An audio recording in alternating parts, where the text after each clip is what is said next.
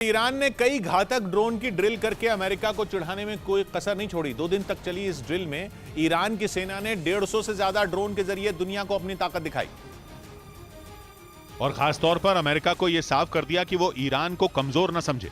इसके लिए ईरान ने इस ड्रिल को प्लान के हिसाब से ही आगे बढ़ाया। 2 दिन की इस ड्रिल के पहले दिन ईरान ने सभी ड्रोन को अपने गुप्त ठिकानों से निकाला और दुनिया को उनकी झलक दिखाई दी।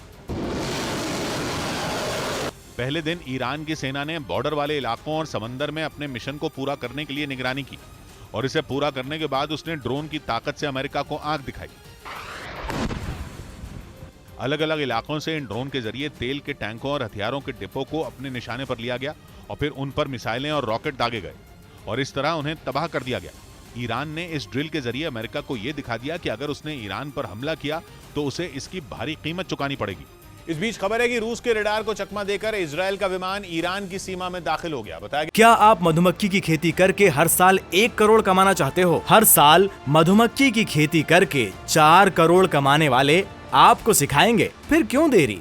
फ्रीडम ऐप को अभी डाउनलोड करें। कि इजरायल की वायुसेना ने पिछले 2 महीनों में कई बार ईरान के हवाई क्षेत्र में सेंध लगाई और इजरायल के इस घातक F-35 लड़ाकू विमान की भनक रूसी रडार को भी नहीं लगी, जो ईरान ने अपनी सीमा की सुरक्षा के लिए तैनात कर रखा है। यानी इजरायल के विमान ने रूसी रडार को चकमा देकर ईरान में हड़कंप मचा दिया। इससे पहले इजरायल अमेरिकी सेना के साथ मिलकर हाल के दिनों में कई बार युद्ध का अभ्यास कर चुका है और खबर है कि इस दौरान दोनों देशों के जंगी जहाजों ने ईरान को डराने में कोई कसर नहीं छोड़ी।